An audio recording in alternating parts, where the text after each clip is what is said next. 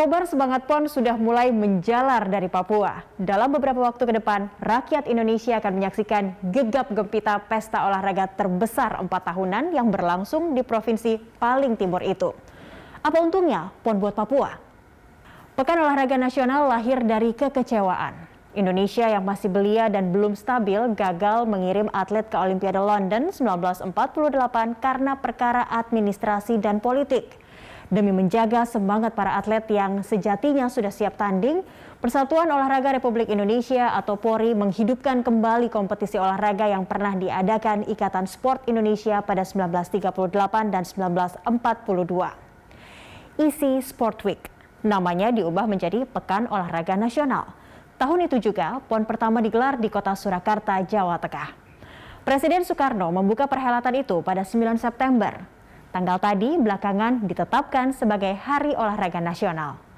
PON edisi perdana itu diikuti 600 atlet dari 13 kerasidenan dan kota atau kabupaten.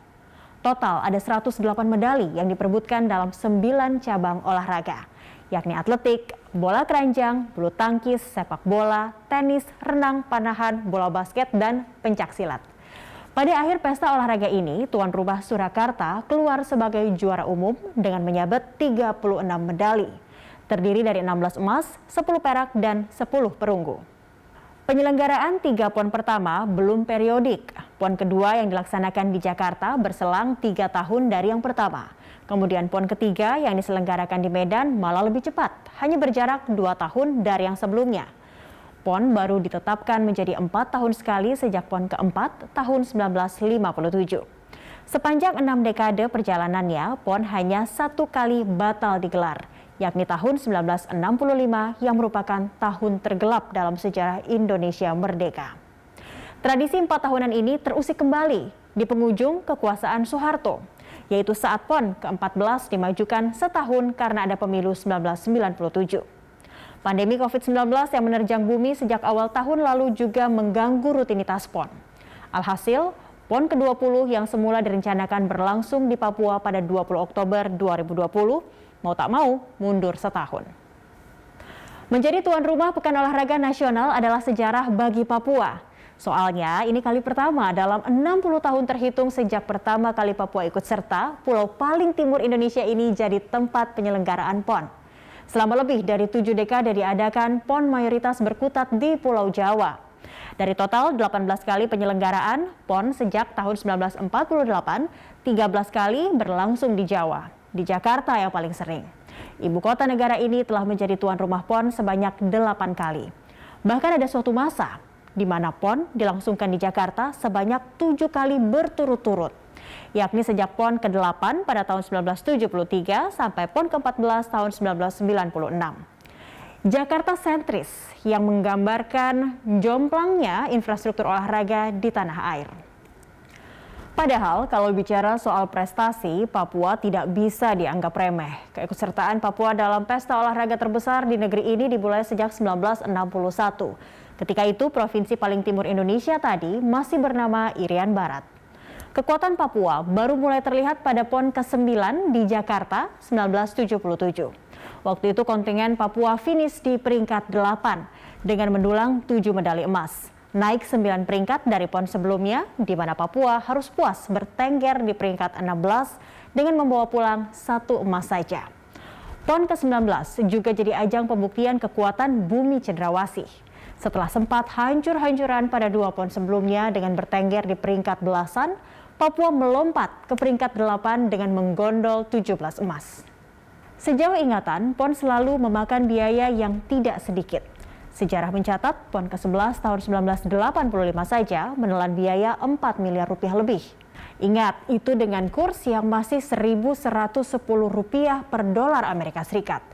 Berdasarkan laporan Pemprov Papua, PON ke-20 kali ini menghabiskan dana APBD lebih dari 3,8 triliun rupiah untuk membangun dan merenovasi venue atau arena pertandingan. Dana ini dibagi ke dalam 4 periode tahun anggaran, yakni 2016 sebesar Rp228,6 miliar, 2017 sebesar Rp447,2 miliar, 2018 sebesar Rp879,3 miliar, dan yang terbesar 2019 2,2 triliun rupiah. Dan perlu diingat, itu semua belum termasuk biaya penyelenggaraan sebesar 2 triliun rupiah yang digelontorkan dari dana APBD tahun 2020. Kemudian ada pula pembangunan 7 venue oleh Kementerian PUPR yang menghabiskan lebih dari 1 triliun rupiah. Hanya yang ini berasal dari APBN.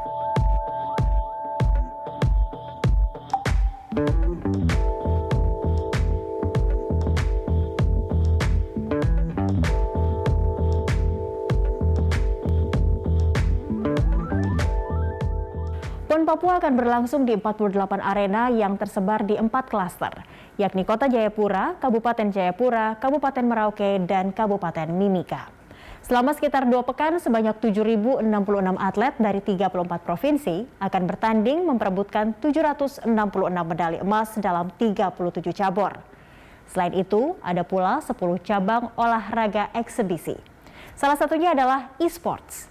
Bagi dunia e-sports, PON ke-20 menjadi tonggak sejarah. Sebab ini untuk pertama kalinya kompetisi menggunakan game video itu masuk dalam rangkaian PON.